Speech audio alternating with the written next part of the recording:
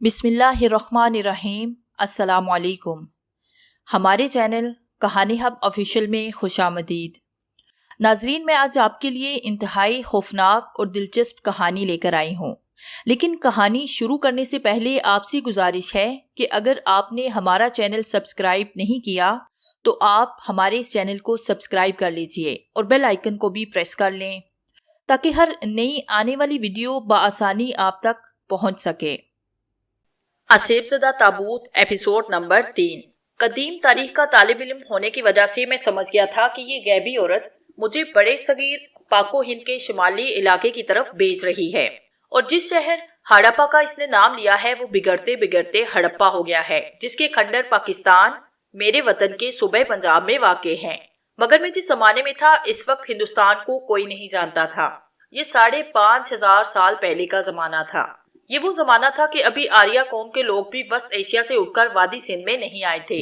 कदीम जमाने की तारीख हमें बताती है कि वादी सिंध में आर्यों की आमद से पहले दरौरी कौम के लोग आबाद थे, जिनके दरियाए सिंध, दरियाए सरस्वती और जनूब में दरियाए कृष्णा की वादियों में बड़े बड़े शहर आबाद थे, और इन शहरों की अपनी अपनी हुकूमत और अपने अपने राजा होते थे। ये लोग आग और शीश नाग की पूजा करते थे और इनमें जादू टूने का बड़ा रवाज था। शुमाल में हड़प्पा और इस कौम की 2 बड़ी अहम शहरें रियासतें थी। जब आर्य लोग वस्त एशिया से उठकर वादी सिंध में दाखिल हुए तो उन्होंने इन शहरों के राजाओं को जन्मेश किस देकर जुनूब की तरफ धकेल दिया। दरौरी कौम के बारे में तारीख हमें कुछ नहीं बताती कि ये लोग हकीकत में कौन थे, कहां से आकर वादी सिंध में आबाद हो गए थे। इन शहरों के खंडरात से मिलने वाली चीजों, औजारों और मिट्टी के बर्तनों और 2-1 मूर्तियों से सिर्फ इतना ही पता चल सका है कि ये लोग पुख्ता ईंटों से सड़कें और मकान बनाते थे। ये तो ज़माना कबल अस तारीख की बातें थी, लेकिन गैबी औरत मुझे खुद दरार कौम के उन शहरों में से हड़प्पा नाम के एक शहर में भेज रही थी, और यूं मैं इस हजारों साल पुराने शहर को अपनी तहजीब तमद्दुन के अरूज के जमाने में देखने वाला था, जिसका मैं तसव्वुर भी नहीं कर सकता था। गैबी औरत कह रही थी, यहाँ से मैं तुमसे जुदा हो जाऊंगी।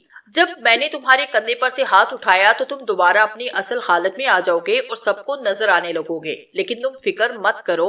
खजूरों के झुंड से शुमाल की तरफ बाहर निकलोगे तो तुम्हें एक घोड़ा मिलेगा, उस घोड़े पर सवार हो जाना।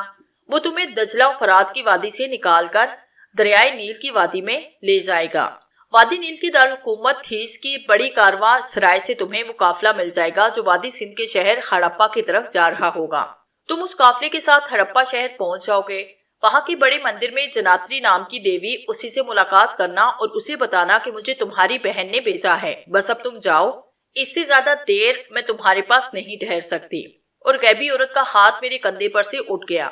उसके हाथ के उठते ही मैं जाहिर हो गया और अपने आप को नजर आने लगा।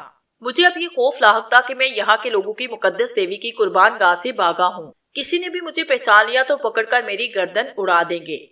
गैबी औरत की जुदा होने के फौरन बाद मैं खजूर के दरख्तों में तेज तेज चलने लगा। झुंड के बाहर पहुंचा तो वहां एक तरफ एक घोड़ा खड़ा था, जिस पर ज़ेन कसी हुई थी और पानी की छागल और एक थैला लटक रहा था। मैं जैसे ही घोड़े पर सवार हुआ, घोड़ा एकदम से चल पड़ा, जैसे मेरे सवार होने का इंतजार कर रहा था। सहराओं और बेयाबानों में ये बड़ा लंबा, दुश्वार गुजार और मुसीबतों और मुश्किलात से बड़ा हुआ सफर था। मुख्तसर ये कि मैं किसी न किसी तरह 7-8 दिनों का सफर तय करने के बाद एक दरिया के किनारे आया, जिसकी दूसरी जानिब मुझे दिन की रोशनी और चमकती हुई गर्म धूप में बहुत दूर तक 3 तकोने टीले दिखाई दिए।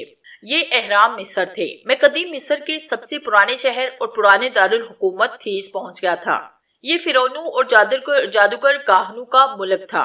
फिरौन आमून और काहन जादूगर काबूस का भी इसी मुल्क से ताल्लुक था। यहाँ मुझे कदम कदम पर किसी मुसीबत में फंस जाने का खतरा था। मैं शहर की सबसे बड़ी सराय में उतर गया।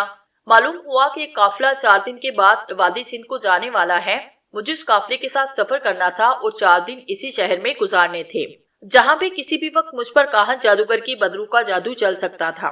मैं डर के मारे सराय से निकलते हुए घबराता था। मैं सराय की कोठरी में ही पड़ा रहा। मेरे घोड़े पर जो थैला अलग बंधा हुआ था उसमें गैबी औरत ने सोने और चांदी के कुछ सिक्के रखे थे, जो रास्ते में भी मेरे काम आए और आगे भी जिन्हें मेरे काम आना था।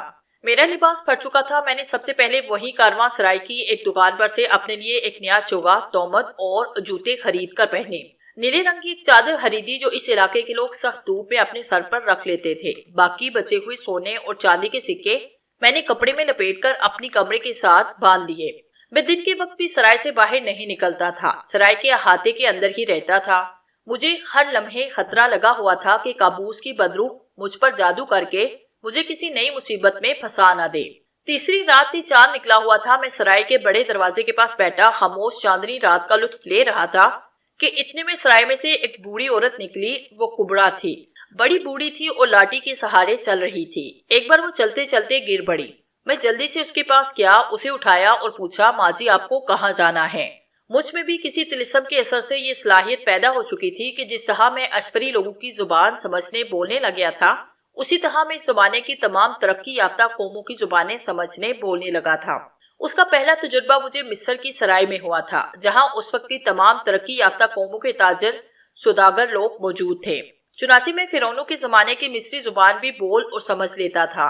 بوڑھی عورت نے کانپتی ہوئی آواز میں کہا، بیٹا میں اپنے پوتے کی تلاش میں یہاں آئی تھی۔ کسی نے مجھے بتایا تھا کہ وہ بابل شہر سے ایک قافلے کے ساتھ آ رہا ہے، مگر افسوس کہ میرا پوتا مجھے نہیں ملا۔ اب میں اپنے گھر جا رہی ہوں، بوڑھی ہو گئی ہوں، پوتے کی جدائی کے غم میں نڈال ہوں۔ بیٹا مجھے سہارا دے کر میرے گھر تک پہنچا دو، میرا گھر یہاں سے دور نہیں۔ مجھے اس بوڑھی عورت پر رحم آیا۔ میں نے اس کا ہاتھ پکڑا اور کہا، چلو ماں جی میں تمہیں تمہارے گھر تک چھوڑ آتا ہوں۔ بوڑھی عورت میرے ساتھ چل پڑی۔ وہ مجھے دعائیں دیتی جا رہی تھی۔ کارواں سرائے سے کچھ فاصلے پر صحرا میں ایک جھونپڑا نظر آیا۔ بوڑھی عورت نے کہا، بیٹا میں اس جھونپڑے میں رہتی ہوں۔ صحرا میں چاندنی پھیلی ہوئی تھی، ہر طرف گہرا سکوت چھایا ہوا تھا۔ اچانک بوڑھی عورت نے لاٹھی اوپر اٹھائی تو اس کی شکل عجیب ڈراؤنی ہو گئی۔ اس کے ساتھ ہی اس کا قد اونچا ہونا شروع ہو گیا۔ میں ڈر کر بھاگنے لگا تو عورت نے لاٹھی میرے کاندھے سے لگائی۔ میرے جسم سے جیسے جان نکل گئی، میں بالکل سن ہو گیا۔ اس عورت کا قد چھوٹا ہوتا گیا، پھر وہ بالکل ایک سائے کی طرح ہو گئی۔ اس کے نتنوں سے سانس کی پھنکاریں نکل رہی تھی۔ اس نے میری کمر میں ہاتھ ڈال کر اٹھایا اور اپنے کندھے پہ لاد کر صحرا میں ایک طرف چل پڑی۔ وہ بن مانس کی طرح جھک کر دوڑتی ہوئی چل رہی تھی۔ میں بے جان جسم کی طرح اس کے کندھے پہ لٹک رہا تھا۔ کاہن جادوگر نے مجھ پہ اپنا جادو کا حملہ کر دیا تھا اور یہ عورت اسی کی بیچی ہوئی چڑیل یا جادوگرنی تھی۔ وہ تیز تیز دوڑ رہی تھی اور ریت کے ٹیلوں پر بڑی تیزی سے چڑھ کر دوسری طرف اتر جاتی تھی۔ خدا جانے وہ مجھے کہاں لے جا رہی تھی۔ میں نے اپنے جسم و روح کی پوری قوت ارادی کو جمع کر کے 2-3 بار اس کے چنگل سے نکلنے کی کوشش کی، لیکن میرا جسم میرا ساتھ نہیں دے رہا تھا۔ وہ بالکل بے جان سا ہو گیا تھا۔ چاندنی رات میں صحرا روشن تھا۔ وہ کئی ایک ٹیلے عبور کرنے کے بعد صحرا میں بنی ہوئی ایک 4 دیواری کے پاس آ کر رک گئی۔ میں نے سر اٹھا کر دیکھا، 4 دیواری کافی اونچی تھی۔ اچانک عورت کا قد دوبارہ اونچا ہونے لگا۔ وہ 50 فٹ اونچی دیوار سے بھی بلند ہو گئی۔ پھر اس نے مجھے اپنے ہاتھوں میں اٹھایا اور دیوار کی دوسری جانب پھینک دیا۔ میں ریت کے ڈھیری پر گرا۔ گرنے کے تھوڑی دیر کے بعد میرے جسم کی طاقت واپس آنے لگی۔ میں اٹھ کر بیٹھ گیا۔ ارد گرد دیکھا کہ چڑیل مجھے کہاں پھینک گئی ہے۔ یہ ایک بہت بڑا احاطہ تھا جہاں ایک جانب دیوار کے ساتھ کوٹریاں بنی ہوئی تھی۔ میں نے ایک آدمی کو دیکھا جو کوٹری سے نکل کر رینگ رینگ کر چل رہا تھا۔ وہ چند قدم چلنے کے بعد بیٹھ گیا۔ میں اٹھ کر اس کے پاس گیا تو دیکھا کہ اس آدمی کے پاؤں میں لوہے کی موٹی زنجیر پڑی ہوئی تھی۔ اس نے حیران ہو کر میری طرف دیکھا۔ اس کے چہرے پر مردنی سی چھائی ہوئی تھی۔ اس نے پوچھا، تم نے اپنی زنجیر کیسے توڑ ڈالی؟ میں نے کہا، میرے پاؤں میں کوئی زنجیر نہیں تھی، ایک ڈاکو میرا پیچھا کر رہا تھا، میں دیوار پھانک کر اندر آ گیا ہوں۔ وہ آدمی بولا، تم جھوٹ بولتے ہو۔ اتنے میں کوٹری کی جانب سے 4 مصری سپاہی ہاتھوں میں خنجر لیے دوڑتے ہوئے ہماری طرف آئے اور انہوں نے آتے ہی ہم دونوں پر ہنٹر برسانے شروع کر دیے۔ ایک سپاہی نے میری ٹانگوں کو دیکھ کر کہا، یہ فرار ہو رہا تھا، اس نے زنجیر کاٹ ڈالی ہے۔ اس کے بعد انہوں نے مجھے ہنٹروں سے اتنا مارا کہ میں بے ہوش ہو گیا۔ ہوش آیا تو میں نیم روشن کوٹری میں بند تھا۔ میرے پاؤں میں موٹی آہنی زنجیر پڑی تھی اور میرے قریب ہی 4-5 آدمی جیسے نڈال ہو کر فرش پر ادھر ادھر پڑے تھے۔ ان میں وہ آدمی بھی تھا جو مجھے کوٹری سے باہر ملا تھا۔ وہ سر جھکائے دیوار کے ساتھ ٹیک لگا کر بیٹھا ہوا تھا۔ میں آہنی زنجیر کو گھسیٹتا ہوا اس کے پاس جا کر بیٹھ گیا۔ ہنٹروں کی مار سے میرا سارا بدن پھوڑے کی طرح درد کر رہا تھا۔ میں نے اس آدمی سے پوچھا، بھائی یہ سب کیا ہے؟ یہ کون لوگ ہیں اور ہمیں زنجیریں ڈال کر یہاں کس لیے قید کیا گیا ہے؟ آدمی نے آہستہ سے سر اٹھا کر میری طرف دیکھا اور مردہ آواز میں بولا، میرا نام سالوس ہے، ہم لوگ فرعون مصر کے غلام تھے، فرعون مر گیا، ہمیں دن نکلنے پر فرعون کے ساتھ ہی احرام میں زندہ دفن کر دیا جائے گا تاکہ ہم فرعون کی اگلی زندگی میں بھی اس کی خدمت کریں۔ کیا تم بھی دربار شاہی کے کوئی غلام ہو؟ میں نے کہا، نہیں، میں شاہی دربار کا غلام نہیں، میں تو مسافر ہوں۔ ڈاکو مجھے قتل کرنا چاہتے تھے۔ میں ڈر کر بھاگا اور کسی طرح دیوار پھانک کر اندر آ گیا۔ سالوس بولا اب تم یہاں سے باہر نہیں جا سکو گے، تمہیں بھی ہمارے ساتھ زندہ دفن کر دیا جائے گا، اس لیے تمہارے پاؤں میں بھی سپاہیوں نے زنجیر ڈال دی ہے۔ مجھے یاد آیا میں نے قدیم فراعنہ مصر کی تاریخ میں پڑھا تھا کہ جب کوئی فرعون مر جاتا تھا تو اس کے ساتھ اس کے غلاموں کو بھی زندہ دفن کر دیا جاتا تاکہ وہ فرعون کی اگلی زندگی میں اس کی خدمت کریں۔ مصر کے جن اہرام کی کھدائی ہوئی تھی وہاں اہرام کے اندر فرعون کے تابوت کے پاس کچھ انسانی ہڈیوں کے پنجر بھی دریافت ہوئے تھے۔ یہ ان غلاموں کے پنجر تھے جنہیں فرعون کے تابوت کے ساتھ ہی اہرام میں زندہ دفن کر دیا گیا تھا۔ احرام بند ہونے کے بعد یہ بد نصیب دگ گڑنے سے مر گئے۔ کاہن جادوگر کی بدروح نے اس دفعہ بڑا کاری وار کیا تھا۔ اگر میں بھی غلاموں کے ساتھ احرام کے اندر زندہ دفن کر دیا جاتا ہوں تو میرے لیے وہاں سے نکلنے کا کوئی راستہ نہیں تھا۔ کروڑوں من پتھروں کے نیچے احرام میں بند میرے باہر نکلنے کا سوال ہی پیدا نہیں ہوتا تھا۔ مجھے فرعون کی روح یا کوئی نیک دل غیبی عورت کی روح بھی وہاں سے باہر نکال نہیں سکتی تھی۔ کاہن جادوگر کابوس کی مجھے ہلاک کرنے کی یہ بڑی کارگر تدبیر تھی۔ کوٹری میں صرف ایک دیا جا رہا تھا، دروازے پر لوہے کا تنگ سا جنگلہ گرا ہوا تھا، وہاں سے فرار ہونا ناممکن تھا۔ ویسے بھی میرے پاؤں میں لوہے کے موٹے کڑے کے ساتھ بندھی ہوئی آہنی زنجیر پڑی تھی۔ میں بھی انتہائی مایوسی کے عالم میں سر جھکا کر بیٹھا رہا۔ ابھی صبح نہیں ہوئی تھی کہ 4-5 سپاہی اندر آئے، انہوں نے ہنٹر برساتے ہوئے ہمیں اٹھایا اور جانور کی طرح ہانک کر کوٹری سے باہر لے گئے۔ باہر ایک چھکڑے پر لوہے کا بہت بڑا پنجرا لدا ہوا تھا۔ ہم 6-7 آدمیوں کو اس پنجرے میں بند کر دیا گیا اور چھکڑا چل پڑا۔ صحرا میں کچھ دیر سفر کرنے کے بعد چھکڑا ایک احرام کے پاس آ کے رکا۔ ہم سب زنجیروں میں جکڑے جا چکے تھے۔ وہاں سپاہیوں کا ایک مسلح دستہ موجود تھا۔ ہمیں پنجرے میں ہی بند رکھا گیا اور سپاہی چھکڑے کے ارد گرد پہرے پر کھڑے ہو گئے۔ صبح ہو گئی تھی، اتنے میں ایک طرف سے ڈول، تاشوں اور نکریوں کی آوازیں آنے لگی۔ سورج نکل آیا تھا، چاروں طرف روشنی پھیلی ہوئی تھی۔ میں نے دیکھا کہ ایک بہت بڑا جلوس جو نیلے اور زرد رنگ کے جھنڈے لہرا رہے تھے ایک طرف سے احرام کی طرف چلا رہا تھا۔ جلوس قریب آیا تو دیکھا کہ آگے آگے 10-12 سر منڈے کاہن تھے جو منتر پڑھتے قدم قدم چل رہے تھے۔ ان کے پیچھے سپاہیوں کا دستہ تھا، اس کے پیچھے سیاہ فام غلاموں نے ایک تابوت اٹھا رکھا تھا۔ تابوت پر سنہری چادر پڑی تھی جس پر کنول کے پھول رکھے تھے۔ یہ فرعون مصر کا تابوت تھا۔ اس کے پیچھے درباری سر جھکائے چل رہے تھے، اس کے پیچھے شاہی محل کی عورتیں وغیرہ تھی، ان کے پیچھے بھی سپاہیوں کے دستے تھے۔ یہ فرعون مصر کا جنازہ تھا۔ جب یہ جلوس ہمارے قریب سے گزرا تو سپاہیوں نے ہمیں بھی پنجرے سے باہر نکالا اور جنازے کے پیچھے چلانے لگے۔ ہماری دونوں جانب آگے اور پیچھے نیزے ہاتھوں میں لیے تیر کمان کندھوں سے لٹکائے سپاہی چل رہے تھے۔ ہمیں سے جو کوئی نکاہت کی وجہ سے گر پڑتا سپاہی اسے ہنٹر مار مار کر اٹھا کر دوبارہ کھڑا کر دیتے۔ فرعون کا جنازہ احرام کے اندر جانے والے ڈہلوان راستے پر سے گزر رہا تھا۔ یہ راستہ احرام کی سرنگ میں داخل ہو جاتا تھا۔ ہم غلام بھی زنجیروں میں جکڑے ہوئے فرعون کے جنازے کے ساتھ ہی احرام کی سرنگ میں داخل ہو گئے۔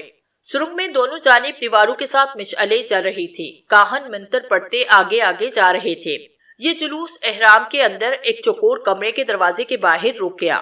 یہ چوکور کمرہ فرعون کا مقبرہ تھا۔ یہاں پہلے سے ہی فرعون کے استعمال میں آنے والی بے شمار چیزیں دیوار کے ساتھ لگا کر رکھی ہوئی تھی۔ ان میں سونے کا ایک تخت، سونے کا رتھ، شراب کے پیالے، فرعون کی تلواریں، نیزے اور برتن اور ہیرے جواہرات کے زیورات بھی تھے۔ فرعون کے تابوت کو اندر لے جا کر چبوترے پہ رکھ دیا گیا۔ ہم غلاموں کو ابھی دروازے کے باہر رکھا گیا۔ دروازے کا کوئی پٹ یا کواڑ نہیں تھا۔ بھاری اور موٹی موٹی پتھر کی سلوں کی دیوار میں ایک چوکور سوراخ تھا جس میں سے فرعون کے تابوت کو اندر لے جایا گیا۔ کاہن مذہبی رسومات ادا کرنے لگے، اونچی آواز میں منتر پڑھے جا رہے تھے۔ فرعون کے تابوت کے باہر اس کا سونے کا مجسمہ بنا ہوا تھا۔ جب تمام رسومات پوری ہو گئی تو ہم 7 غلاموں کو بھی کمرے میں لے جایا گیا۔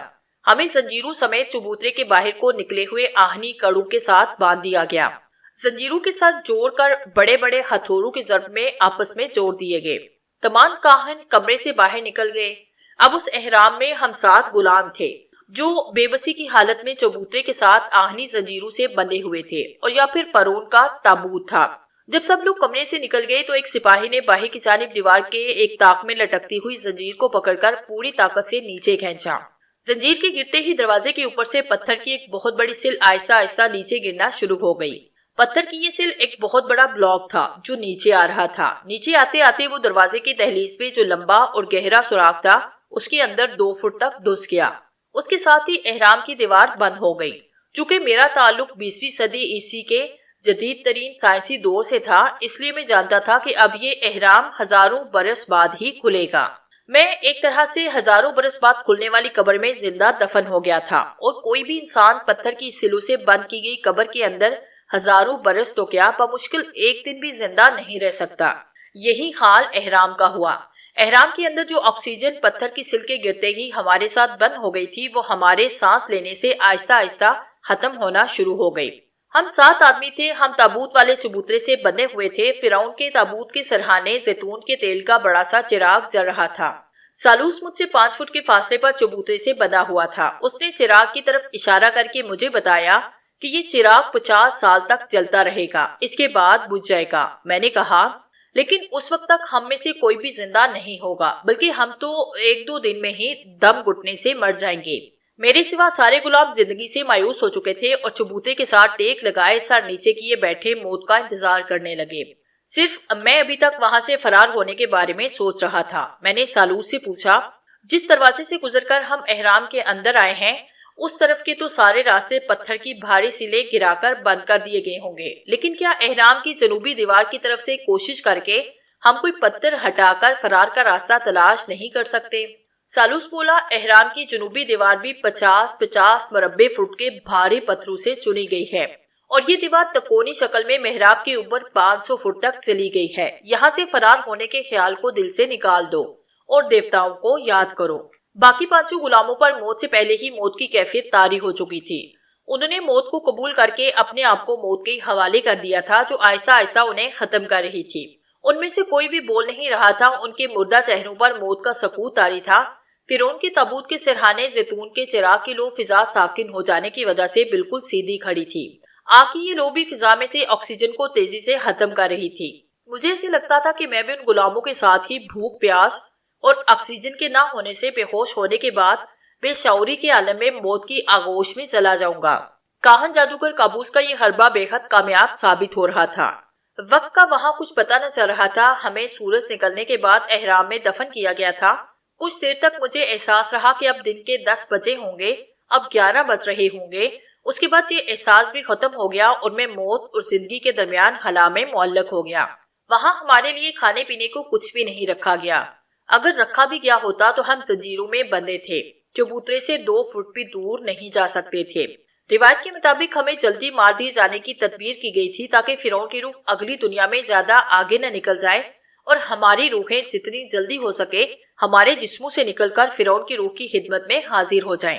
انسان جہالت اور بے علمی کے کیسے کیسے اندھیروں میں نکل کر کمپیوٹر، انٹرنیٹ اور خلائی شٹل کے دور تک پہنچا ہے، لیکن اس وقت کمپیوٹر، انٹرنیٹ اور خلائی شٹل کے دور سے نکل کر ایک انسان ہزاروں سال پرانے زمانے کے اندھیروں میں بھٹک رہا تھا، اور وہ انسان میں تھا۔ لیکن میں نے دوسرے غلاموں کی طرح موت کو قبول نہیں کیا تھا۔ میں زندہ رہنا چاہتا تھا اور احرام سے باہر نکل کر پرسکون زندگی گزارنا چاہتا تھا، اور واپس اپنے وطن پاکستان پہنچنے کو بےتاب تھا، جو مجھ سے 5,500 سال کے طویل و عریض فاصلے پر تھا۔ کبھی خیال آتا کہ میں واپس پاکستان چلا جاؤں گا، کبھی خیال آتا کہ اب کبھی پاکستان جانا نصیب نہ ہوگا۔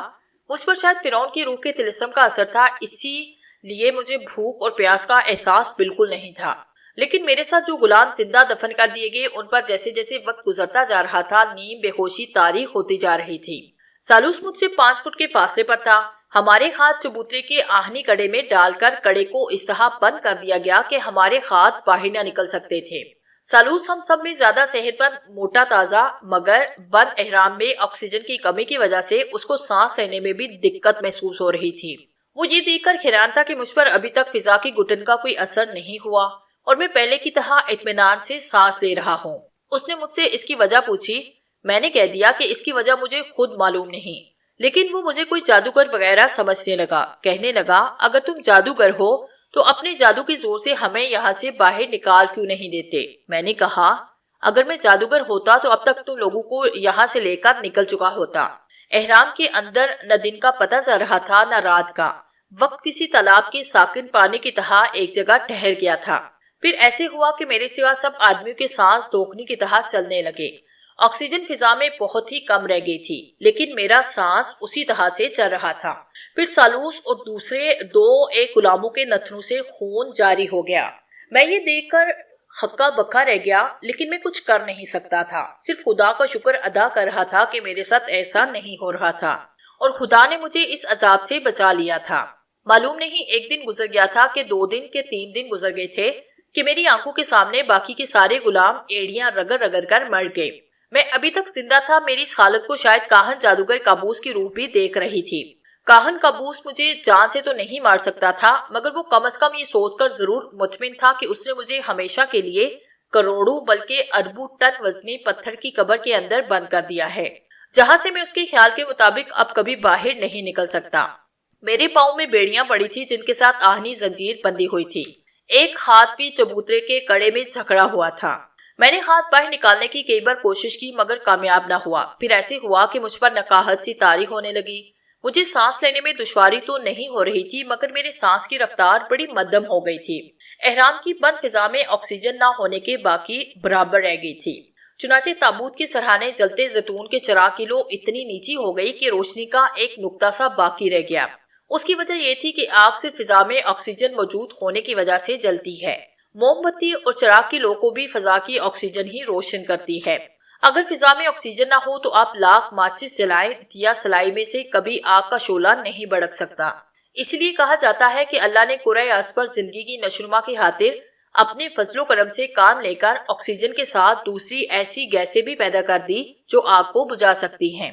اگر کرۂ ارض پر صرف آکسیجن ہی آکسیجن ہوتی تو ایک بار لگائی ہوئی آگ یا ایک بار لگی ہوئی آگ تا قیامت تک نہ بجھتی۔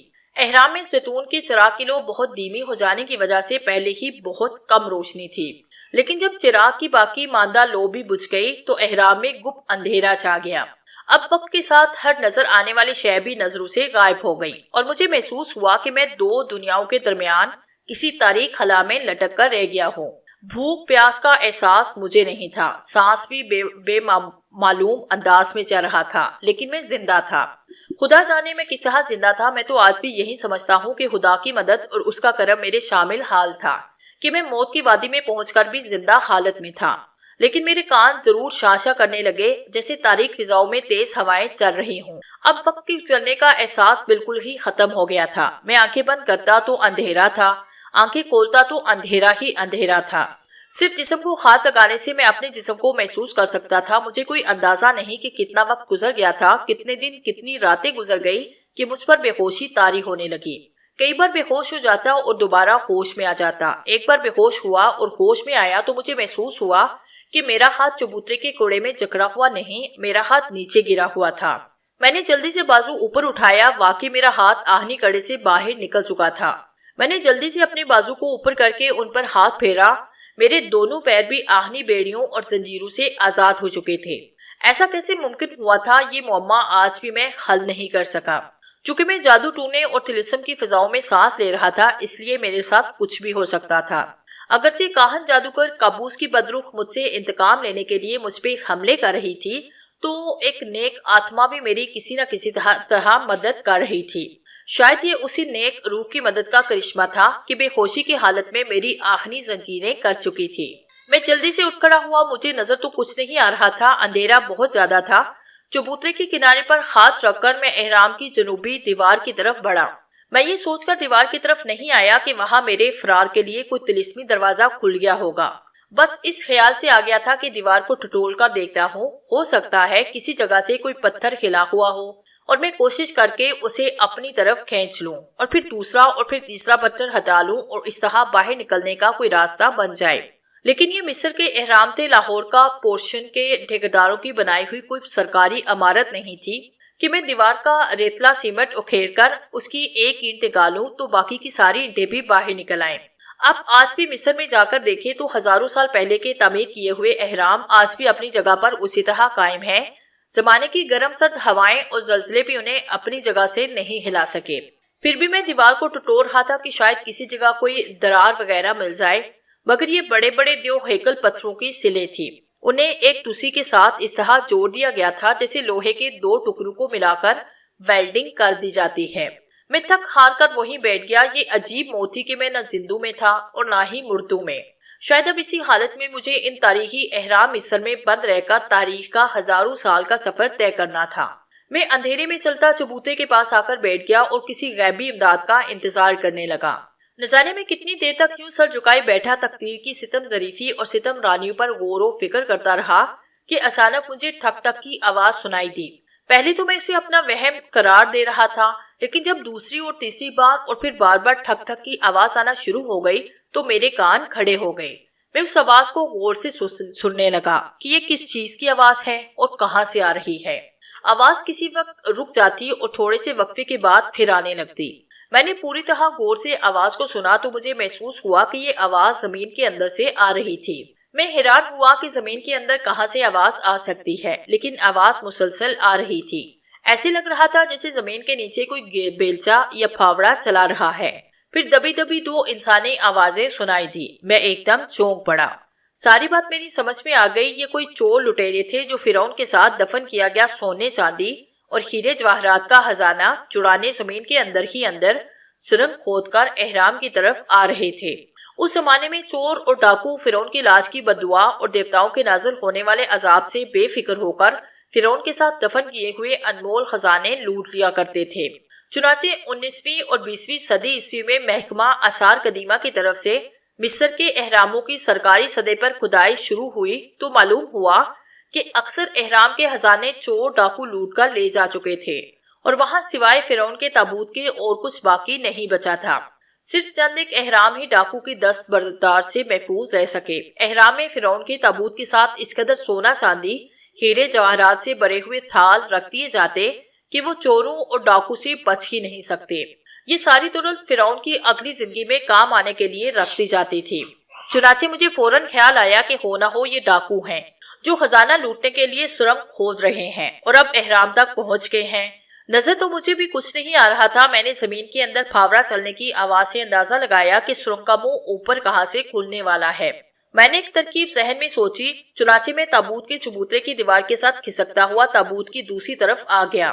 یہاں سے مجھے کچھ فاصلے پر بڑے بڑے برتنوں اور تھالوں میں لگے ہوئے قیمتی ہیرے جواہرات کے ڈھیر اندھیرے میں چمکتے دکھائی دے رہے تھے۔ اچانک ایک خیال میرے دماغ میں آیا۔ میں دوڑ کر ہیرے جواہرات کے تھالوں کے پاس گیا اور ایک تھال میں سے مٹی بھر کر ہیرے جواہرات اٹھائے اور انہیں اپنے چوگے کے اندرونی جیب میں سنبھال کے رکھ دیا۔ سرنگ کھودنے کی آواز زیادہ قریب سے آنے لگی۔ دو آدمیوں کی باتیں کرنے کی آواز بھی سنائی دینے لگی۔ میں چبوترے کی اوٹ میں سمٹ کر بیٹھا ان آوازوں کو غور سے سنتا رہا۔ احرام کا فرش چھوٹے بڑے پتھروں کو جوڑ کر بنایا گیا تھا۔ پھر ایسی آواز آئی جیسے پھاوڑا پتھروں سے ٹکرایا ہو۔ ڈاکو احرام کے فرش کے نیچے تک آ گئے تھے۔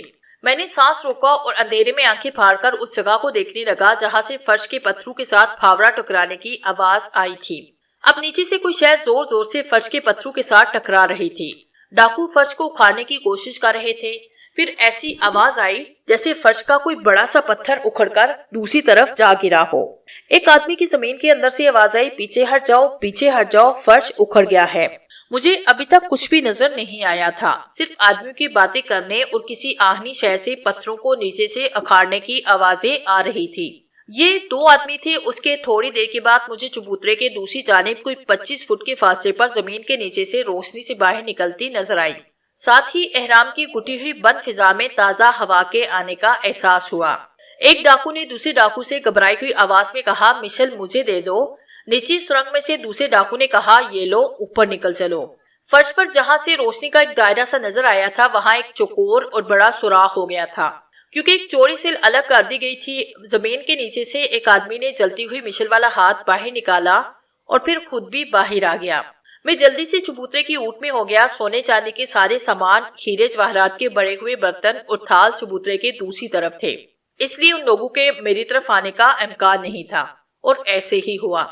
سامنے کی جانب سونے چاندی کے ساز و سامان، برتنوں اور انمول جواہرات اور زیورات کے بھرے ہوئے تھال دے کر دونوں ڈاکو اس طرف کو لپکے، اور جب میں نے چبوترے کی دیوار کی اوٹ سے ان پر نگاہ ڈالی تو انہوں نے زمین پر بہت بڑی چادر بچھائی ہوئی تھی اور اس میں جواہرات کے تھال الٹ رہے تھے۔ میں نے جو ترکیب پہلے سے ذہن میں سوچ رکھی تھی اس پر عمل کرتے ہوئے جہاں فرش پر سرنگ کھلی تھی اس جگہ کو دیکھا، وہاں مشل کی روشنی میں گڑا دکھائی دیا۔ یہ سرنگ کا دھانا تھا۔ میں نے ڈاکو کو ایک بار پھر دیکھا۔ دونوں ڈاکو کی پشت میری طرف تھی، جو جوش و خروش اور گھبراہٹ میں دھڑا دھڑ خزانے کے تھال چادر میں الٹانے میں لگے ہوئے تھے۔ میں فرش پر گھٹنوں کے بل چلنے لگا۔ میرا رخ سرنگ کے دہانے کی طرف تھا۔ دونوں ڈاکو اونچی آواز میں ایک دوسرے سے باتیں بھی کرتے جا رہے تھے۔ میں بے حد احتیاط کے ساتھ چلتا سرنگ کے دہانے پہ پہنچا۔ اس کے فوراً بعد میں سرنگ میں اتر گیا۔ سرنگ اتنی تنگ تھی کہ میں صرف لیٹ کر چل سکتا تھا۔ باہر سے سرنگ میں تازہ آکسیجن آ رہی تھی۔ میں اندھا ہو کر لیٹ گیا اور رینگنا شروع کر دیا۔ سرنگ میں ریت اور مٹی بڑی ہوئی تھی اور چھت پر سے کسی وقت مٹی گرنے لگتی۔ ایک بار مجھ پہ گھبراہٹ اور خوف سا ضرور طاری ہوا کہ میں یہاں سے زندہ نہیں نکل سکوں گا، لیکن میں ہمت سے کام لے کر برابر رینگتا چلا گیا۔ کافی دور تک رینگنے کے بعد سرنگ بند ہو گئی، لیکن اوپر سے ہلکی ہلکی روشنی نیچے آ رہی تھی اور تازہ ہوا بھی اوپر سے آ رہی تھی۔ اوپر سرنگ کا دہانا تھا۔ ڈاکو نے وہاں سے سرنگ کھودنی شروع کی تھی۔ کوئی 7-8 فٹ کا گڑھا کھود کر سرنگ کو آگے کھودنا شروع کیا تھا۔ میں گڑھے میں آ کر کھڑا ہو گیا، اوپر دیکھا۔ میں آپ کو بیان نہیں کر سکتا کہ جب میں نے گڑھے کی شگاف میں سے اوپر آسمان پر تارے چمکتے دیکھے تو خوشی سے میرے دل کی کیا حالت تھی۔ بس ایسے لگ رہا تھا کہ میں زندگی میں پہلی بار تاروں بھرے آسمان کو دیکھ رہا ہوں۔ اس کے تھوڑی دیر کے بعد میں سرنگ کے باہر تھا۔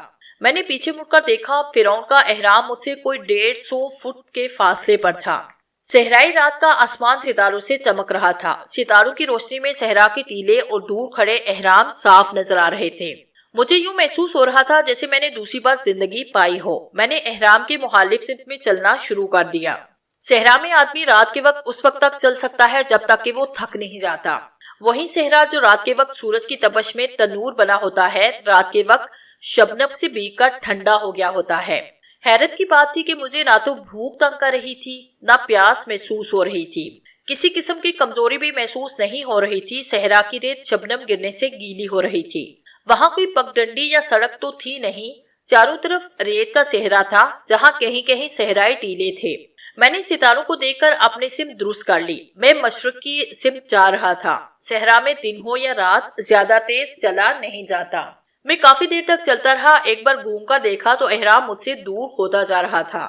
میں تھکن محسوس کرنے لگا۔ ایک جگہ چھوٹے سے ٹیلے کی اونٹ میں بیٹھ گیا۔ جیب سے ہیرے جواہرات نکال کر دیکھنے لگا۔ یہ 3 نیلم تر زمرد اور 3 الماس تھے۔ مجھے ان کی قیمت کا صحیح اندازہ نہیں تھا، لیکن اتنا ضرور جانتا تھا کہ یہ فرعون کے شاہی خزانے کے جواہرات ہیں۔ یہ بڑے قیمتی ہوں گے۔ میرا خیال کاہن جادوگر قابوس کی بدرو کی طرف چلا جاتا تھا۔ مجھے خطرہ ضرور لگا تھا کہ اگر اس نے اپنے طلسم کے ذریعے یہ معلوم کر لیا کہ میں اس کے جال سے نکل گیا ہوں اور احرام مصر سے فرار ہونے میں کامیاب ہو گیا ہوں تو وہ مجھے چھوڑے گا نہیں اور پہلے سے زیادہ کاری وار کرے گا۔ لیکن یہ سوچ کر تھوڑی تسلی بھی ہو رہی تھی کہ کاہن جادوگر قابوس مجھے ہمیشہ کے لیے احرام میں بند کر کے میری طرف سے مطمئن ہو گیا ہوگا کہ اب میں زندگی بھر وہاں سے باہر نہیں نکل سکوں گا اور یوں میری حالت مردوں سے بھی بدتر ہو جائے گی۔ شاید یہی وجہ تھی کہ ابھی تک اس کی طرف سے مجھ پر کوئی مصیبت نازل نہیں ہوئی تھی، لیکن اب میں بہت محتاط ہو گیا تھا۔ بوڑھی عورت کے خوفناک سلوک سے مجھے کافی سبق مل چکا تھا۔ میری یہی خواہش و کوشش تھی کہ جہاں تک ممکن ہو سکے کاہن جادوگر قابوس کے علاقے یعنی فرعونوں کے مصر سے نکل جاؤں۔ میں مشرق کی جانب سفر کر رہا تھا اور میرے حساب سے اس کے آگے اس زمانے کے ملک ایران کی سلطنت کی حدود شروع ہو جاتی تھی، لیکن ایران کافی دور تھا اور وہاں تک صحرا میں پیدل سفر کرنا ناممکن تھا۔ میں چاہتا تھا کہ راتوں رات ستاروں کی روشنی اور صحرا کی ٹھنڈک میں جتنی دور تک سفر کر سکتا ہوں کر لوں۔ صبح ہونے کے بعد دھوپ میں تو سفر نہیں کر سکتا۔ چلتے چلتے میں ایک صحرائی ٹیلے کی دوسری طرف پہنچا تو دیکھا کہ کچھ فاصلے پر ستاروں کی روشنی میں ایک قافلہ چلا جا رہا ہے۔ اونٹوں کی ایک لمبی قطار تھی جو آہستہ آہستہ چلی جا رہی تھی۔ میں جلدی جلدی چلنے کی کوشش کرتا ہوا قافلے کے پاس پہنچا۔ قافلے کا گائیڈ آگے آگے تھا۔ میرے پوچھنے پر معلوم ہوا کہ یہ قافلہ ملک ایران کو ہی جا رہا تھا۔ میں نے قافلے کے رہنما کو ایک زمرد دیا۔ وہ زمرد دے کر حیران بھی ہوا اور خوش بھی بہت ہوا۔ مجھے بعد میں معلوم ہوا کہ وہ زمرد اتنا قیمتی تھا کہ میں اسے بیچ کر 1000 اونٹ خرید سکتا تھا۔ میر کارواں نے مجھے خالی اونٹ پر بٹھایا، مجھے پانی پلایا اور قافلہ روانہ ہو گیا۔ 6-7 راتوں کا سفر طے کرنے کے بعد قافلہ ایران کی حدود میں داخل ہوا۔ اس زمانے کے ایران کے دارالحکومت کا نام میں بھول گیا ہوں۔ یہ اسلامی دور سے بہت پہلے کا ایران تھا اور وہاں کے لوگ آتش پرست تھے۔ یہ کارواں سرائے میں اترا ہوا تھا۔ وہاں سے میں ایک قافلے میں شریک ہو کر 15 دن کے سفر کے بعد آج سے 5500 سال پہلے کے ہندوستان میں پہنچا۔ ہندوستان کے نام سے کوئی بھی واقف نہیں تھا۔ یہ وادی سندھ کا علاقہ تھا اور یہاں دراوڑی نسل کے لوگوں کی حکومت تھی۔ میں نے اس شہر کے کھنڈر ہی دیکھے تھے۔ اب میں اس شہر کو اس کے عروج کے دور میں دیکھ رہا تھا۔ یہاں کے باشندوں کا رنگ گہرا سانولا تھا، ناک چپٹی تھی، بال سیاہ گنگریالے تھے اور وہ دراوڑی زبان بولتے تھے۔ اپنے اوپر کیے گئے طلسم کی وجہ سے میں ان کی زبان جان گیا تھا۔ یہ زبان بعد میں آنے والے آریہ لوگوں کی زبان سنسکرت سے بالکل ہی مختلف تھی۔ یہاں سے قافلے میں شامل ہو کر میں ایک شہر میں آیا۔ ہڑپا بھی ایک شہری ریاست تھی جس پر ایک دراوڑی راجا جس کا نام غیبی عورت نے ماگی بتایا تھا حکومت کرتا تھا۔ شاکی خاندان اپنے آپ کو شیش ناگ کی اولاد میں ظاہر کرتا تھا۔ اس شہر میں ایک بہت بڑا مندر تھا جہاں ہر وقت آگ روشن رہتی۔ پورن ماشی کی رات کو سامپو کا بادشاہ جو ان لوگوں کا دیوتا تھا اور سونے کی چوکی پر بیٹھ جاتا، شاہی پجاری اسے سونے کے پیالے میں دودھ پیش کرتا، دیوداسیاں اس کے سامنے رقص کرتی۔ جناتری نام کی رقاصہ دیوداسی سامپو کے دیوتا کے آگے اوریا رقص پیش کر کے اپنی عقیدت کا اظہار کرتی۔ مجھے جناتری نام کی اسی دیوداسی سے ملنا تھا۔ یہ سب کچھ مجھے غیبی عورت نے بتایا تھا۔ جناتری دیوداسی کی مدد سے مجھے میرے تعویذ کا سراغ ملنا تھا۔ ہڑپا شہر کے گرد اونچی فصیل تھی۔ شہر فصیل کے اندر آباد تھا۔ بازار کشادہ مگر گلیاں تنگ تھی۔ دو دو تین تین منزلہ مکان تھے جو لکڑی اور پختہ اینٹوں سے بنائے گئے تھے۔ دن کے وقت گھوم پھر کر میں نے شہر کے سب سے بڑے مندر کا پتہ معلوم کر لیا۔ مندر کی 3 منزلیں تھی۔ درمیان میں ایک بہت بڑا صحن بنا تھا جس کے وسط میں اونچی جگہ پر آگ جل رہی تھی۔ یہ پجاری اور مہنت ارد گرد بیٹھے منتر پڑھتے ہوئے آگ یعنی اگنی دیوی کی پوجا پاٹ کر رہے تھے۔ میں مندر کے ایک ستون کے ساتھ لگ کر بیٹھ گیا۔ میں جناتری دیوداسی کے بارے میں پتہ کرنا چاہتا تھا کہ کیا وہ اسی مندر کی دیوداسی ہے اور اسے کہاں ملا جا سکتا ہے۔ اتنے میں ایک دیوداسی تھالی میں پوجا کے پھول رکھے آتی دکھائی دی۔ میں جلدی سے اٹھ کر اس کے پاس گیا۔ اس کی زبان میں اس سے جناتری دیوداسی کے بارے میں پوچھا۔ اس نے مجھے اوپر سے نیچے تک دیکھا اور پوچھا، تمہیں جناتری سے کیا کام ہے؟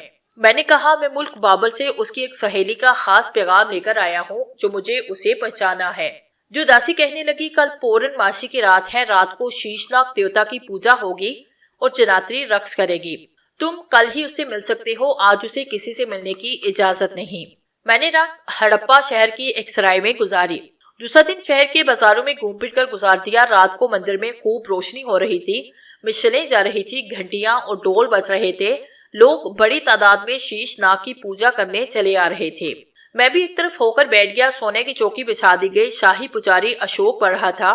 کافی دیر تک وہ اشلوک پڑھتا رہا، پھر اچانک ایک جانب سے ایک کالا ناگ بڑی شان سے پھن اٹھائے سونے کے ایک بڑے پیالے میں سے نکل کر چوکی پہ آ کر بیٹھ گیا۔ یہ شیش ناگ تھا۔ اس نے پھن اٹھا رکھا تھا۔ اس کے سر پر سفید اور سرخ رنگ کا ایک چھوٹا سا تاج تھا۔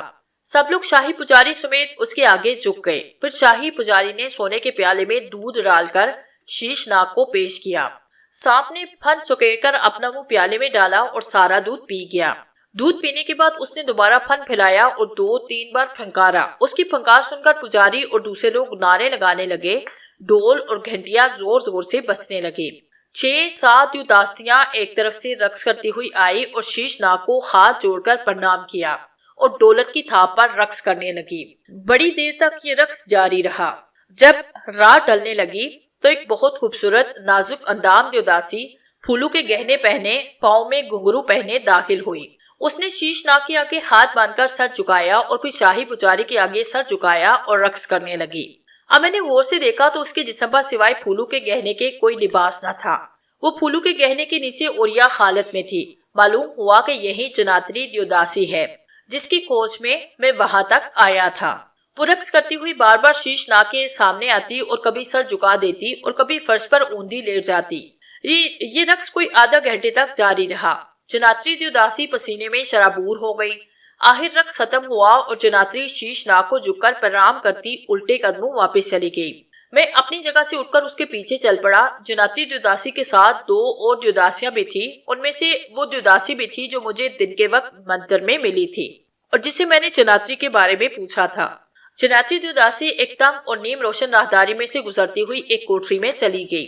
دونوں دیوداسیاں یہاں اس سے جدا ہو کر آگے چل دی۔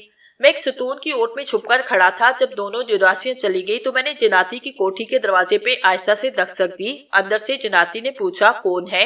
میں نے کہا، میں بابل کے شہر سے تمہاری ایک خاص سہیلی کا پیغام لایا ہوں اور تم سے ملنے کا خواہش مند ہوں۔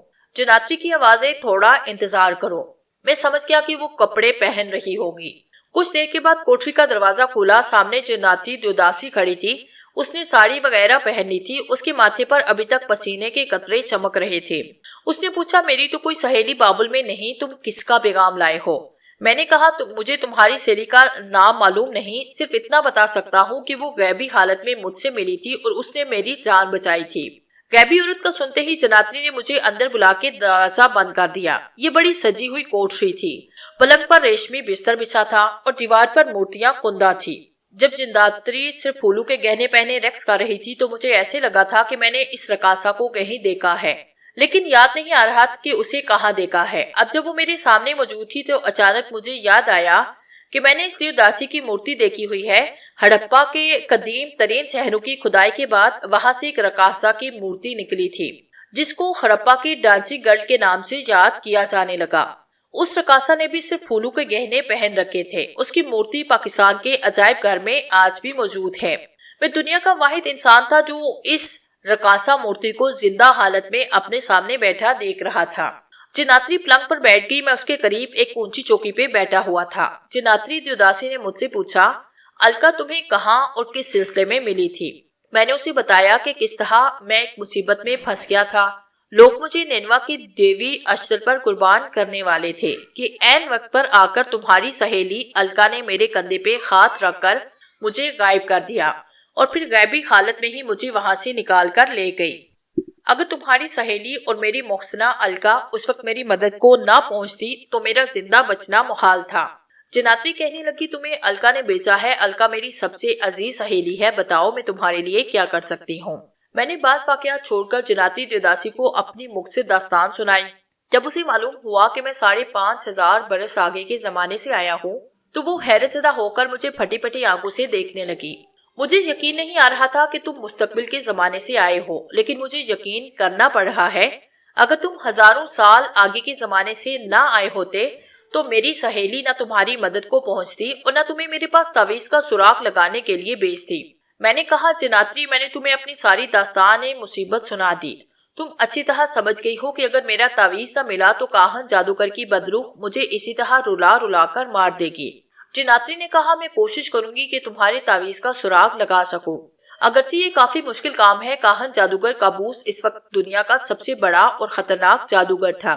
وہ اگرچہ مر چکا ہے لیکن اس کی بدروح تمہیں اس وقت تک نہیں چھوڑے گی جب تک تم سے اپنی شکست کا بدلہ نہیں لے لیتی۔ میں نے کہا، اس لیے میں تمہارے پاس آیا ہوں کہ میرا تعویذ ڈھونڈنے میں میری مدد کرو۔ ایک بار مجھے میرا تعویذ مل گیا تو نہ صرف یہ کہ میں جادوگر کاہن کی بدروح کے خونی انتقام سے بچ جاؤں گا، بلکہ مجھے پوری امید ہے کہ میں اپنی دنیا میں واپس بھی چلا جاؤں گا۔ جناتری کہنے لگی، اس کے لیے مجھے سوتر کانڈ کرنا پڑے گا۔ وہ کیا ہوتا ہے؟ میں نے پوچھا۔ وہ بولی، یہ ایک قسم کا چلا ہے، میں رات کے وقت چلا کروں گی، تم میرے پاس رہو گے، مجھے یقین ہے کہ چلے کا منتر مجھے ضرور بتا دے گا کہ تمہارا تعویذ کس جگہ پر ہے اور کس کے پاس ہے۔ اب تم سرائے میں جا کر آرام کرو، میں بھی تھک گئی ہوں، کل رات کے پورے 10 بجے میری کوٹری میں آ جانا۔ میں پرنام کر کے واپس سرائے میں آیا۔ دوسرے دن رات کے ٹھیک 10 بجے میں جناتری دیوداسی کی کوٹری میں پہنچ گیا۔ خاص انداز میں دروازے پہ دستک دی۔ جناتری نے دروازہ کھول کر مجھے اندر آ جانے کا اشارہ کیا اور دروازہ بند کر کے اس کی چٹہنی لگا دی۔ وہ چلا کرنے کی پوری تیاری کر چکی تھی۔ اس نے شیش ناگ کی پوجا والی رات کی طرح اپنے جسم پر صرف پھولوں کے گہنے پہن رکھے تھے۔ اس کے جسم پر لباس نام کی کوئی چیز نہ تھی۔ کوٹری میں ایک چوکی پر 2 چراغ جل رہے تھے۔ چراغوں کے آگے ایک اور چوکی پڑی تھی جس پر لکڑی کی ایک تختی اور اس زمانے کا سیاہ رنگ کا ایک چاک رکھا ہوا تھا جس سے بچے اسکول میں تختی پر لکھا کرتے تھے۔ جناتری نے مجھے اپنے قریب ہی دوسری چوکی پہ بٹھایا، خود بھی چراغوں کے بالکل سامنے چوکی پر بیٹھ گئی۔ کہنے لگی، میں مہابلی ناگ کا چلا کرنے لگی ہوں۔ یہ خطرناک چلا ہوتا ہے، جب تک میں خود تمہیں نہ بلاؤں مجھے مت بلانا۔ اگر چلا کرتے ہوئے تم نے مجھے بلا لیا تو میری جان چلی جائے گی۔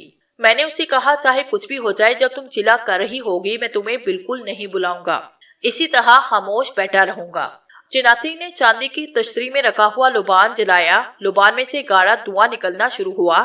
لوبان کی بو ساری کوٹری میں پھیل گئی۔ جناتری نے آنکھیں بند کر کے دونوں ہاتھ سینے پہ باندھے اور اشلوک پڑھنا شروع کر دیا۔ میں اپنی جگہ پر ساکت ہو کر بیٹھا رہا۔ کافی دیر تک وہ اشلوک پڑھتی رہی، پھر اس نے آنکھیں کھول کر دونوں بازو جلتے ہوئے لوبان کے دھوئیں کی طرف بڑھائے۔ دھوئیں کے اوپر ہاتھ پھیر کر اپنے جسم پر ہاتھ پھیرا اور دوبارہ آنکھیں بند کر کے اشلوک پڑھنے لگی۔ جب دوسری بار اشلوک کا پاٹ ختم ہوا تو جناتری نے سیاہ چاک تختی کے اوپر رکھا۔ تختی پر اس وقت کچھ نہیں لکھا تھا۔ اشلوک پاٹ کا تیسرا دور شروع ہوا۔ پہلے وہ ذرا بلند آواز میں اشلوک پڑھ رہی تھی، پھر اس کی آواز دھیمی ہوئی، اس کے بعد اس کی آواز غائب ہو گئی۔ تب اس نے نظریں اٹھا کر جلتے ہوئے چراغوں کی لو کو غور سے دیکھا اور بولی، اے مہابلی ناگ، میں تمہاری داسی ہوں، میں نے تمہارا چلا پورا کیا۔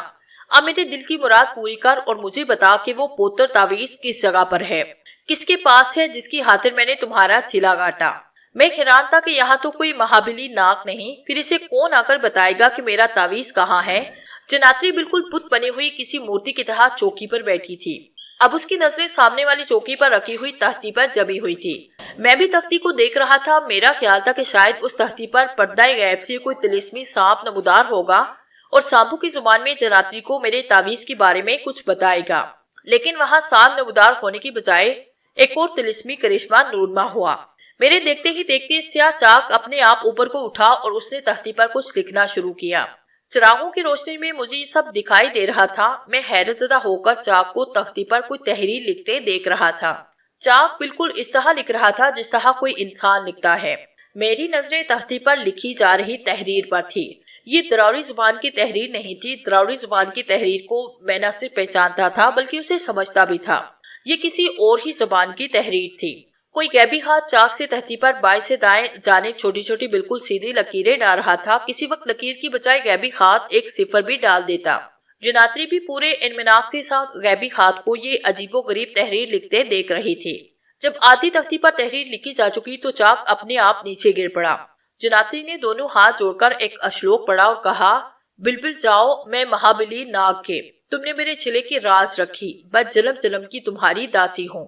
یہ کہہ کر جناتری دیوی نے سلگتے ہوئے لبان کے اوپر الٹا پیالہ رکھا، میری طرف دیکھا اور بولا، مہابلی ناگ نے وہ راز اس تختی پہ لکھا ہے جس کو حل کرنے میری سہیلی الکا نے تمہیں یہاں بھیجا تھا۔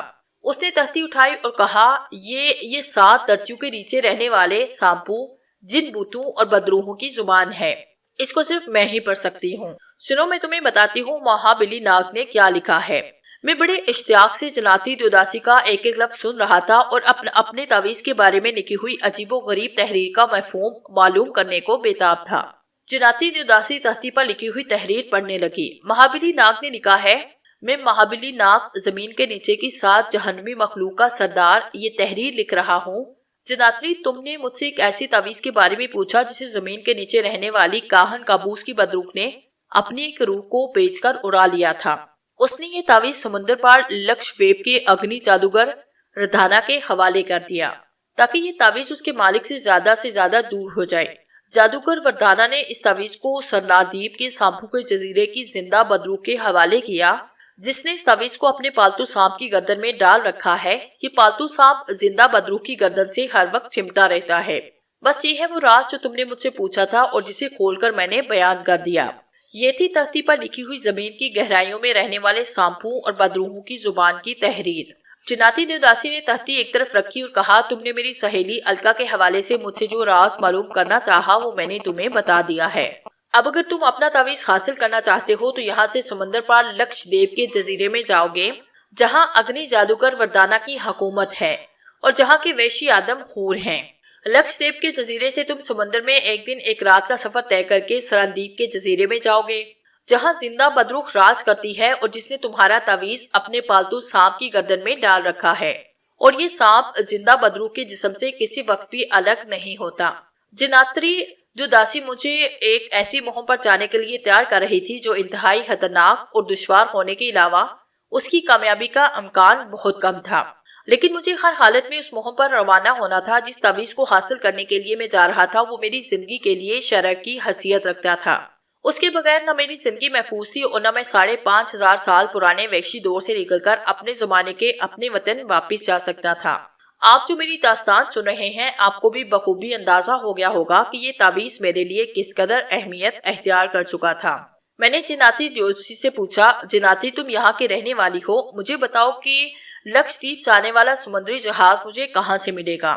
جناتری نے کہا، یہ بڑا لمبا سفر ہے۔ تمہیں سب سے پہلے وندھیاچل کے جنگلوں سے گزر کر کرشنا، نرمدا اور کاویری دریاؤں کو عبور کر کے اس ملک کی جنوبی تکون کی بندرگاہ دینج پور پہنچنا ہوگا۔ وہاں سے تم لکشدویپ کے جزیرے تک کسی سمندری جہاز میں سفر کرو گے۔ لکشدویپ سے آگے تمہیں سانپوں کے جزیرے سرندیپ تک اکیلے سمندر میں سفر کرنا پڑے گا۔ کیونکہ سرندیپ کے سانپو اور بدروحوں کے جزیرے میں موت کے خوف سے کوئی باہر کا آدمی نہیں جاتا۔ اس خوفناک جزیرے کے بارے میں سب کو معلوم ہے کہ اگر وہاں کوئی انسان جائے گا تو یا تو جزیرے کے سانپ اس کی تکہ بوٹی کر دیں گے، اگر سانپوں سے بچ گیا تو جزیرے کے آدم اور وحشی اسے ہڑپ کر جائیں گے۔ جیسے جیسے جناتی مجھے مہم کی تفصیل بتا رہی تھی، مجھ پر خوف طاری ہوتا جا رہا تھا، لیکن اس مہم کی کامیابی میں میری زندگی کا راز پوشیدہ تھا۔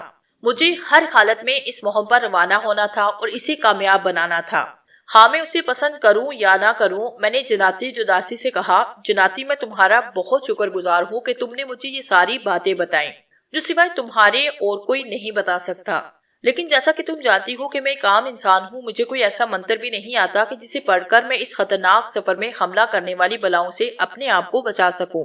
جناتی جداسی نے کہا، میں تمہارے گلے میں ایک مہرہ ڈال دوں گی، جب تک یہ مہرہ تمہاری گردن میں پڑا رہے گا تم پر کسی زہریلے سے زہریلے سام کے زہر کا اثر نہیں ہوگا۔ جناتی نے لوہے کی صندوقچی میں سے ایک سیاہ دھاگے کے درمیان بندھا ہوا سیاہ رنگ کا مونگ پھلی کے دانے جتنا مہرہ نکالا اور کہا، یہ کجلی ناگن کا مہرہ ہے، اس مہرے کی بو پا کر کوئی سانپ تمہارے پاس آنے کی جرات نہیں کرے گا۔ اگر فرض کر لیا کہ کوئی سانپ تمہیں ڈس بھی لے گا تو اس کے زہر کا تم پر کوئی اثر نہ ہوگا، میرے قریب آ جاؤ۔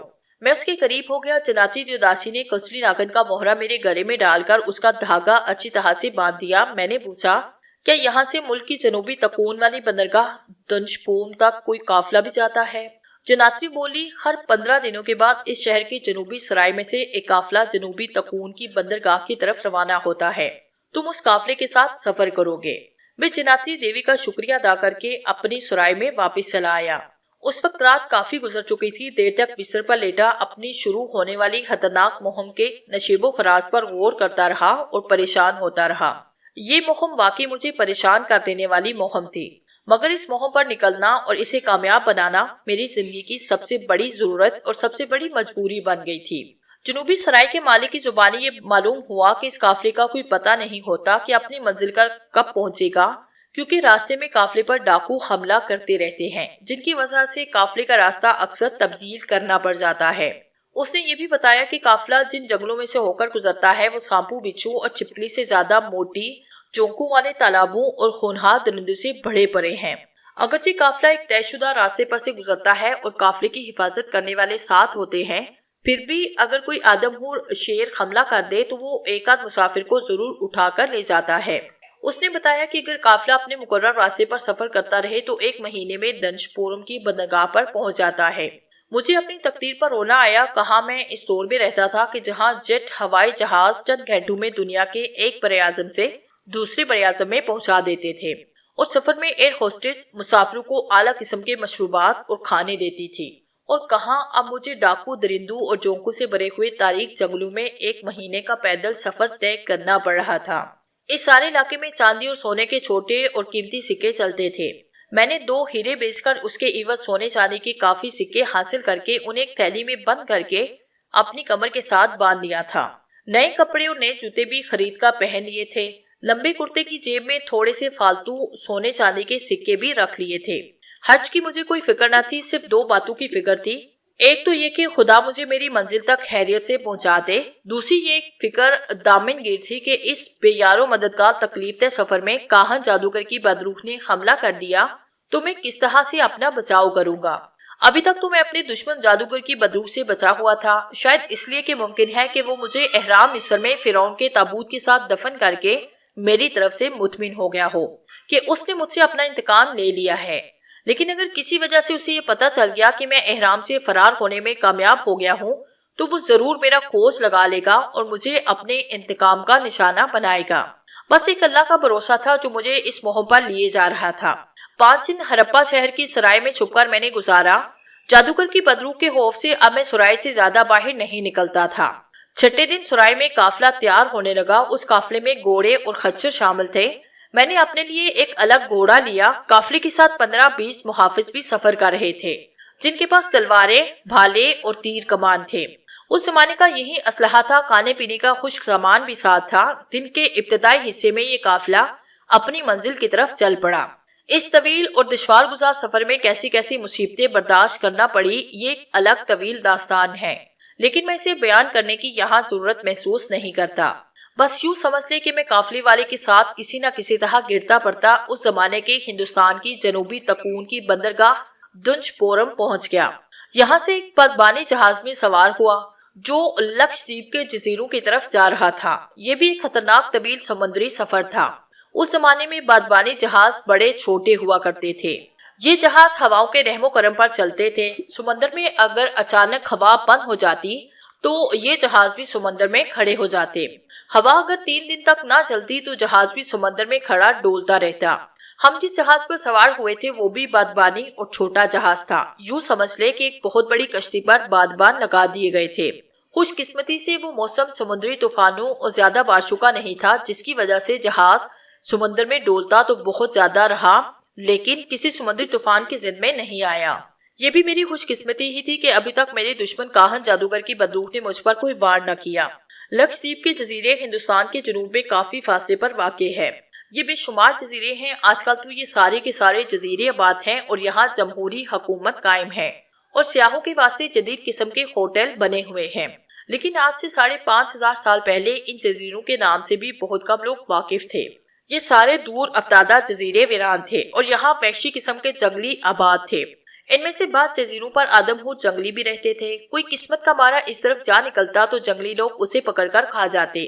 4 دن کے سفر کے بعد ہمارا جہاز لکشدیپ کے سب سے بڑے جزیرے کے ساتھ جا کر لگ گیا۔ یہ وہی جزیرہ تھا جہاں وردانا جادوگر کا قبیلہ حکومت کرتا تھا۔ جناتری دیوداسی نے بتایا کہ اس جزیرے پر آدمخور جنگلی بھی رہتے ہیں۔ اس نے مجھے جزیرے کے اندر جنگل میں جانے سے منع کیا تھا، چنانچہ میں لکشدیپ جزیرے کی بندرگاہ پر ہی رہا۔ یہاں سے مجھے آگے سراندیپ کے جزیرے پر جانا تھا اور اکیلے ہی کسی کشتی میں سمندر کا سفر کرنا تھا۔ بندرگاہ چھوٹی سی تھی، ایک ویران سا بازار تھا جہاں دونوں جانب جھونپڑا نما دکانیں تھی۔ بندرگاہ میں ایک ہی گندی اور بسیدہ سی سرائے تھی۔ میں وہیں ٹھہر گیا تھا۔ مجھے کسی ایسے آدمی کی تلاش تھی جو مجھے سراندیپ کے سامپو کے جزیرے کے بارے میں بتائے کہ وہ وہاں سے کتنے فاصلے پر ہے اور مجھے کوئی ایسا ملاح کہاں سے ملے گا جو مجھے اس جزیرے تک پہنچا دے۔ جناتری نے کہا تھا کہ سراندیپ کے بارے میں سب کو پتا ہے کہ وہاں سامپو اور بدروحوں کی حکمرانی ہے، اس لیے اس طرف کوئی ملاح کشتی لے کر جانے کی ہمت نہیں کرتا۔ سب اس جزیرے کی طرف جانے سے گھبراتے ہیں۔ کافی تلاش کے بعد آخر ایک ماچھی پیسے کے لالچ میں مجھے سراندیپ کے جزیرے تک لے جانے پر راضی ہو گیا۔ اس نے بتایا کہ ہم منہ اندھیرے لکشدیپ سے چلیں گے اور اگر موسم ٹھیک رہا تو شام ہونے سے پہلے پہلے سراندیپ کے ساحل پر پہنچ جائیں گے۔ اس نے مجھے یہ صاف صاف کہہ دیا کہ وہ مجھے جزیرے کے ساحل پر پہنچا کر فوراً واپس آ جائے گا۔ اس کی کشتی زیادہ بڑی نہیں تھی مگر یہ ملاح یا ماچھی بڑا صحت مند بھی تھا اور تجربے کار بھی تھا۔ ہم منہ اندھیرے لکشدیپ کے ساحل سے چلے۔ مانچھی کشتی کو ساحل کی طرف آنے والی بڑی بڑی موجوں کے اوپر چلاتا بڑی مہارت سے کھلے سمندر میں لے آیا۔ کشتی میں صرف ایک بادبان تھا۔ ہوا موافق جا رہی تھی، اگرچہ آسمان پر ابر چھایا ہوا تھا مگر بارش بھی نہیں ہو رہی تھی اور ہوا بھی تیز نہیں تھی۔ سارا دن ہماری کشتی کھلے سمندر میں ڈولتی ہوئی سفر کرتی رہی۔ سورج مغرب کی طرف جھک رہا تھا کہ دور سے پہاڑیوں کے خاکے ابھرنا شروع ہو گئے۔ ماچھی نے بتایا کہ یہ سراندیپ کی پہاڑیاں ہیں۔ اس نے بادبان کا رخ موڑ کر کشتی کو سراندیپ کی طرف ڈال دیا۔ ماچھی نے پہلی بار مجھ سے پوچھا کہ میں اس آسیب زدہ موت کے جزیرے پر کیا لینے جا رہا ہوں۔ میں نے کہا میں سانپ کے کانٹے کی ایک دوائی تیار کر رہا ہوں۔ اس کے لیے مجھے اس جزیرے کے کچھ زہریلے سانپوں کے زہر کی ضرورت ہے۔ میں ان سانپوں کو پکڑنے جا رہا ہوں۔ ماچھی کو میری بات کا یقین نہ آیا، کہنے لگا لوگ کہتے ہیں کہ سراندیپ کے جزیرے میں ایک بدروح راج کرتی ہے جو سانپوں کی چڑیل ہے۔ اس سے بچ کر رہنا۔ وہ بڑی دور سے انسانوں کی بو سونگھ لیتی ہے، پھر وہ اپنے سانپوں کی مدد سے اس آدمی کو اپنے قبضے میں کرتی ہے اور اسے زندہ بھون کر آدھا خود کھاتی ہے اور آدھا سانپوں کو ڈال دیتی ہے۔ اگرچہ یہ افسانے روایات تھی لیکن ان میں کچھ نہ حقیقت تھی۔ زندہ بدرو کے بارے میں تو جناتری دیوداسی نے مجھے خبردار کیا تھا کہ جزیرے پر اس کی اور اس کے سانپوں کی حکومت ہے۔ اس سے ہوشیار رہنا اور سوچ سمجھ پر اس پر ہار ڈالنا۔ مجھے تو اسی زندہ بدرو کو قابو کر کے اس کی گردن میں چمٹے ہوئے سانپ کے گلے سے اپنا تعویذ اتارنا تھا۔ یہی میری مہم کا اصل مقصد تھا۔ میرے پاس کوئی طلسمی طاقت نہ تھی، صرف جناتری کا دیا ہوا کچلی ناگن کا موہرا میرے گلے میں ضرور تھا جس نے مجھے جزیرے کے سانپوں سے محفوظ رکھنا تھا۔ جناتری نے یہ بھی کہا تھا کہ جزیرے کے اندر جنگل میں کچھ وحشی لوگ بھی رہتے ہیں جو آدمخور ہیں۔ کوئی آدمی وہاں چلا جائے تو یہ آدمخور اسے کھا جاتے ہیں۔ مجھے ان آدمخور جنگلیوں سے بھی بچنا تھا اور کاہن جادوگر کے انتقامی وار سے بھی اپنے آپ کو بچانا تھا۔ سورج ابھی غروب نہ ہوا تھا کہ ہماری کشتی سرادیپ جزیرے کے ساحل پر پہنچ گئی۔ مانچی نے مجھے سمندر کے گھٹنے گھٹنے پانی میں اتارا اور فوراً کشتی کو موڑ کر واپس چلا گیا۔ میں ساحل پر تنہا کھڑا جزیرے کے دور نظر آنے والے درختوں کو دیکھ رہا تھا۔